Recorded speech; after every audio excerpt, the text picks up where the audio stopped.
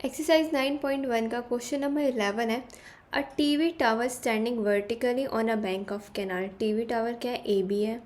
From a point on the other bank directly opposite the tower the angle of elevation of the top of the tower is 60 degree. एक point दे रखा है opposite side में और वहाँ से जो top है टावर का वो उसका एंगल ऑफ एलिवेशन कितना है? 60 डिग्री। ये 60 डिग्री है।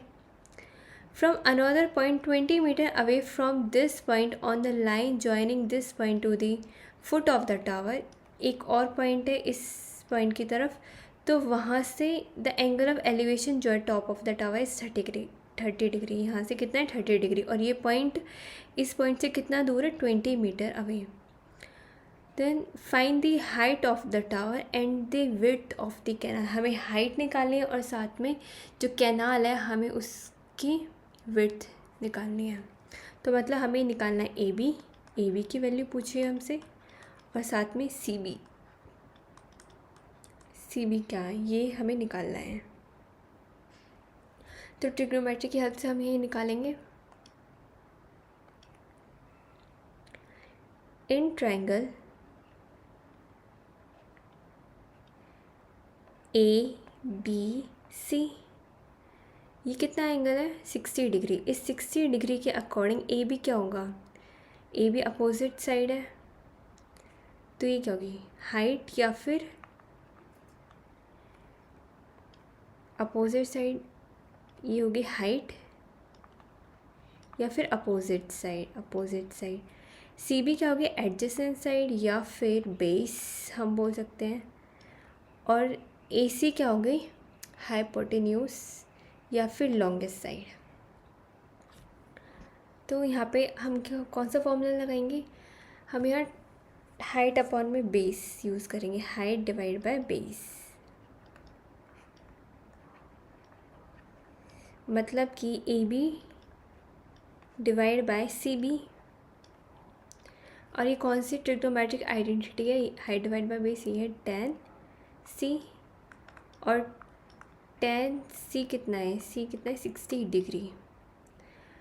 तो हम यहाँ लिख सकते हैं tan 60 degree is equal to में A B divide by C B.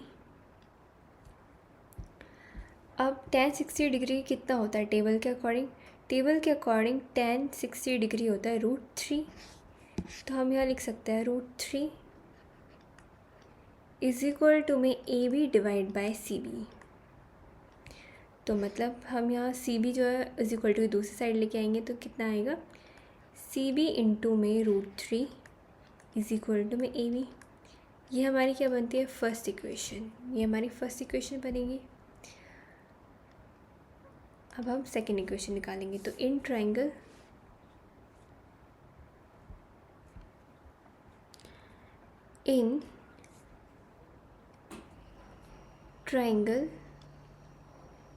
A B D. अब हम किस में देख रहे हैं?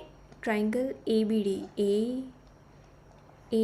डी, इसमें हम चेक करेंगे इस वाले एंगल के अकॉर्डिंग ए बी क्या होगी? हाइट, ये सेम रहेगा, हाइट रहेगी। और हमारा बेस क्या होगा? पूरा डी बी क्या होगा? हमारा बेस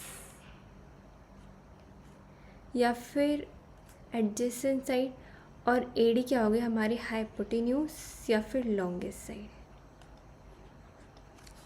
सकते हैं हम यहाँ पे सेम हम वही लिखेंगे, हाइट डिवाइड बाय बेस।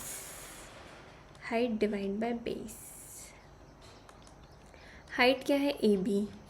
और बेस क्या है? बेस यहाँ पे डी बी है, पूरा D B is equal to में किसके कौन सी आइडेंटिटी है? tan डी लिख सकते हैं हम यहाँ पे, tan डी।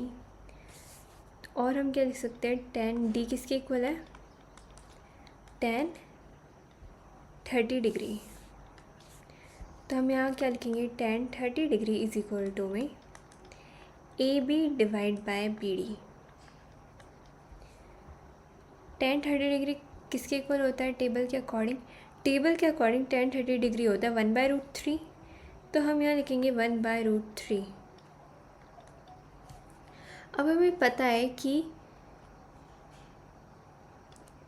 क्वेश्चन में हमें पता है कि जो डी बी है वो किसके इक्वल है। हम ये लिख सकते हैं डी बी किसके इक्वल है, डी सी प्लस में सी बी, है ना। हम ये भी लिख सकते हैं D B is equal to में डी सी हमें पता है 20 मीटर है, क्योंकि इन दोनों पॉइंट के बीच का डिस्टेंस हमें क्वेश्चन में दिया हुआ है 20 मीटर। तो यहाँ 20 मीटर प्लस में सी बी, ये हम लिख सकते हैं ना। तो हम यहाँ क्या लिखेंगे, A B divide by D B या फिर बी डी एक ही बात है। इसको हम यहाँ क्या लिखेंगे, 20 मीटर प्लस में सी बी।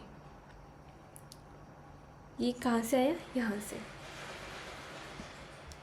फिर 1/√3 इज इक्वल टू में, अब हम ए बी की जगह क्या लिख सकते हैं, इक्वेशन फर्स्ट से सी बी इंटू में √3।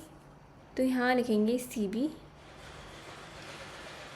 यहाँ लिखेंगे सी बी इंटू में √3 डिवाइड बाय 20 मीटर प्लस में सी बी। ये कौन से है, फर्स्ट इक्वेशन से। आगे सॉल्व करेंगे तो अब जो ये इज इक्वल टू की दूसरी साइड जाएगा तो ये क्या होगा, मल्टीप्लाई में 20 मीटर प्लस में C B is equal to, और जो √3 है वो इज इक्वल टू की दूसरी साइड जाएगा तो मल्टीप्लाई में हो जाएगा। यहाँ हम लिखेंगे सी बी इंटू में √3 इंटू में √3। तो कितना होगा, 20 मीटर प्लस में C B is equal to में √3 इंटू में √3 कितना हो जाएगा, 3 सी बी। तो ये कितना होगा, 20 मीटर प्लस में इज इक्वल टू में इज इक्वल टू, जो ये सी बी है ये इज इक्वल टू की दूसरी साइड अगर हम लिखेंगे सी बी, तो यहाँ पे प्लस में था, उस साइड जाके क्या होगा, माइनस में सी बी। और 3 सी बी माइनस में सी बी कितना हो जाएगा, 2 सी बी। और ये कितना होगा, 20 मीटर। और यहाँ क्या होगा, जो 2 है यहाँ मल्टीप्लाई में इस दूसरी साइड क्या हो जाएगा, 20 divide by 2 C B to 10। तो सी बी की वैल्यू कितनी आ जाएगी, 10 मीटर। मतलब कि जो सी बी है ये कितना है, 10 मीटर। जो कैनाल है उसकी विड्थ कितनी है, 10 मीटर। ये हमने निकाल लिया। और अब हमें ए बी निकालना है। ए बी हम यहाँ से निकाल सकते हैं, 10 इंटू में क्या लिखेंगे, √3 इज इक्वल टू में ए बी। तो ए बी की वैल्यू क्या हो जाएगी यहाँ पे, 10√3। मतलब कि जो ये टावर है इसकी हाइट कितनी है, 10√3 मीटर। तो ये हमारा क्वेश्चन हो गया।